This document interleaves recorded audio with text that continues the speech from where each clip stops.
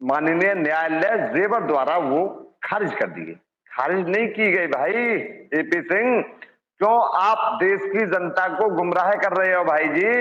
आप वकील हो, सुप्रीम कोर्ट के बताते हो, मैं नहीं मानता कि सुप्रीम कोर्ट के हो सकते हैं, लेकिन आप ऐसी बातें मत कहा करो कि मोमिन मलिक की याचिका खारिज कर दी गई। मोमिन मलिक की याचिका खारिज नहीं की गई, और जो मोमिन मलिक ने जो 156(3) सीआरपीसी में डाला है मुकदमा, वो माननीय न्यायालय द्वारा जो दायर किया गया, और उसमें जो थाना पुलिस द्वारा रिपोर्ट मांगी गई है, उसमें एपी सिंह से पूछिए कि मोमिन मलिक की याचिका खारिज कौन सी हुई है, कौन सी याचिका खारिज हुई है?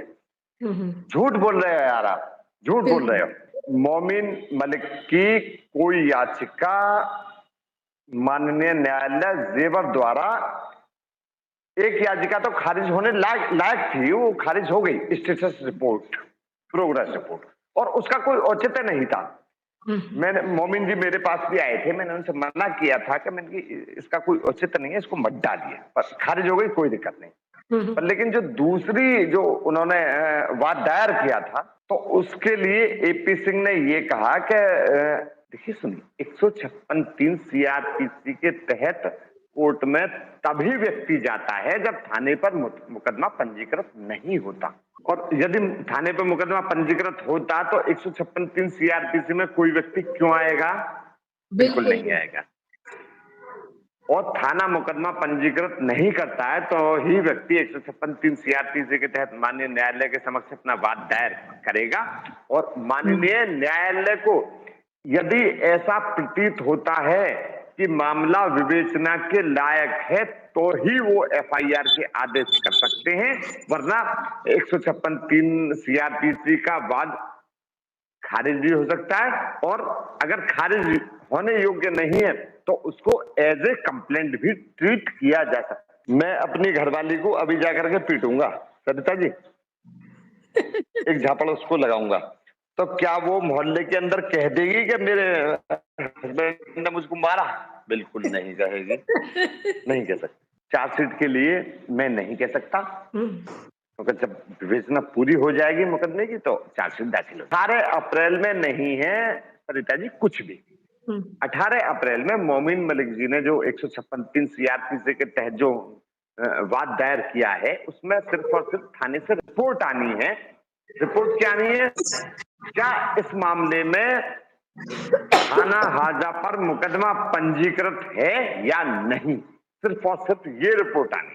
जब तक चार्जशीट नहीं आ जाती तब तक मैं कुछ नहीं कह सकता, और जब तक चार्जशीट नहीं आ जाती तो हम हर चीज पर भरोसा भी करेंगे कि हाँ ये ऐसी भी हो सकती है, ऐसा भी हो सकता है, सब कुछ हो सकता है, बिल्कुल बिल्कुल। और जब चार्जशीट आएगी तो उसमें सारा खुलासा हो जाएगा इसके बारे में।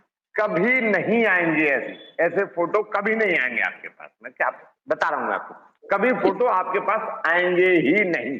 वीडियो बेशक भेजिए, पर लेकिन जो फोटो की बात है कि प्रधानमंत्री जी आशीर्वाद दे रहे हैं, तो बिल्कुल असंभव बात है, भागने तो नहीं दिया जाएगा जरा भी नहीं।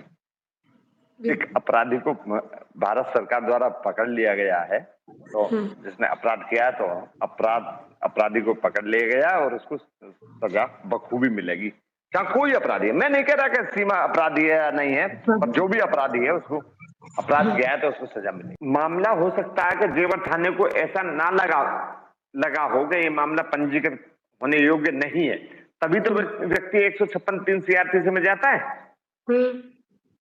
तो माननीय न्यायालय को क्षेत्र मतलब आधार पर्याप्त है कि अगर उन्हें ये लगता है कि हाँ ये, मैंने आपको बता तो दिया मैंने, अगर उनको लगता है कि विवेचना के लायक मामला है तो उसमें विवेचना के आदेश करेंगे, वरना एज ए कंप्लेंट, यदि मोमिन मलिक चाहे तो पगला गए हैं, ये कर रहे हैं कि एक वकील के ऊपर इस शब्द का इस्तेमाल करना गलत है।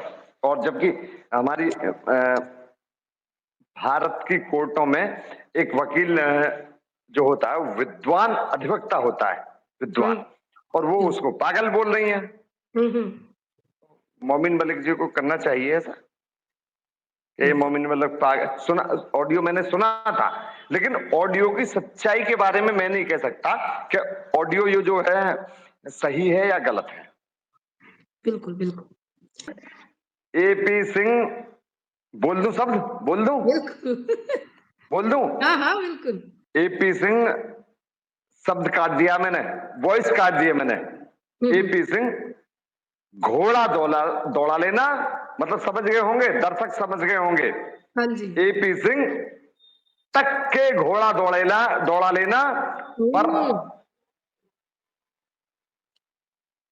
नतीजा कुछ नहीं निकलने वाला, मैं बता रहा हूं आपको। एपी सिंह तो एक गद्दार व्यक्ति है, गद्दार, गद्दार और अय्यास।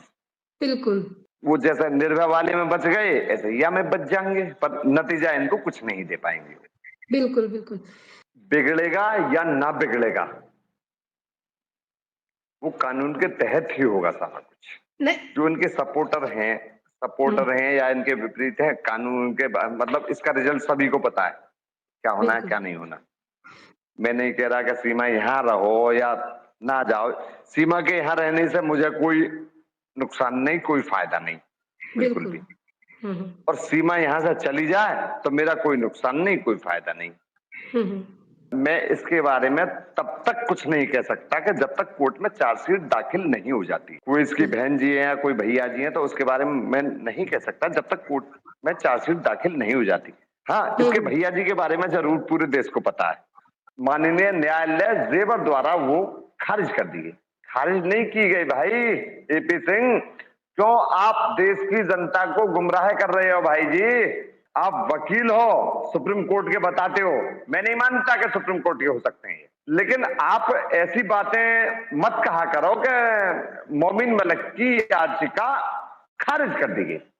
मोमिन मलिक की याचिका खारिज नहीं की गई। और जो मोमिन मलिक ने जो 156(3) सीआरपीसी में डाला है मुकदमा, वो माननीय न्यायालय द्वारा जो दायर किया गया और उसमें जो थाना पुलिस द्वारा रिपोर्ट मांगी गई है, उसमें एपी सिंह से पूछिए कि मोमिन मलिक की याचिका खारिज कौन सी हुई है, कौन सी याचिका खारिज हुई है? झूठ बोल रहे हो यार आप, झूठ बोल रहे हो। मोमिन मलिक की कोई याचिका माननीय न्यायालय जेवर द्वारा, एक याचिका तो खारिज होने लायक थी, वो खारिज हो गई, स्टेटस रिपोर्ट, प्रोग्रेस रिपोर्ट, और उसका कोई औचित्य नहीं था। मैंने, मोमिन जी मेरे पास भी आए थे, मैंने उनसे मना किया था कि मैंने इसका कोई औचित्य नहीं है, इसको मत डालिए, बस खारिज हो गई, कोई दिक्कत नहीं। पर लेकिन जो दूसरी जो उन्होंने वाद दायर किया था, तो उसके लिए एपी सिंह ने ये कहा कि देखिए सुनिए, 156(3) सीआरपीसी के तहत कोर्ट में तभी व्यक्ति जाता है जब थाने पर मुकदमा पंजीकृत नहीं होता, और यदि थाने पर मुकदमा पंजीकृत होता तो 156(3) सीआरपीसी में कोई व्यक्ति क्यों आएगा? बिल्कुल नहीं आएगा। और थाना मुकदमा पंजीकृत नहीं करता है तो ही व्यक्ति 156(3) सीआरपीसी के तहत माननीय न्यायालय के समक्ष अपना वाद दायर करेगा, और माननीय न्यायालय को यदि ऐसा प्रतीत होता है कि मामला विवेचना के लायक है तो ही वो एफआईआर के आदेश कर सकते हैं, वरना 156(3) सीआरपीसी का वाद खारिज भी हो सकता है, और अगर खारिज होने योग्य नहीं है तो उसको एज ए कंप्लेंट भी ट्रीट किया जा सकता है। मैं अपनी घरवाली को अभी जाकर के पीटूंगा सरिता जी, एक झापड़ उसको लगाऊंगा, तो क्या वो मोहल्ले के अंदर कह देगी कि मेरे हस्बैंड ने मुझको मारा? बिल्कुल नहीं कहेगी, नहीं कह सकती। चार्जशीट के लिए मैं नहीं कह सकता, क्योंकि जब विवेचना पूरी हो जाएगी मुकदमे की तो चार्जशीट दाखिल हो। 18 अप्रैल में नहीं है सरिता जी कुछ भी। 18 अप्रैल में मोमिन मलिक जी ने जो 156(3) सीआरपीसी के तहत जो वाद दायर किया है, उसमें सिर्फ और सिर्फ थाने से रिपोर्ट आनी है। रिपोर्ट क्या आनी है? क्या इस मामले में थाना हाजा पर मुकदमा पंजीकृत है या नहीं, सिर्फ और सिर्फ ये रिपोर्ट आनी।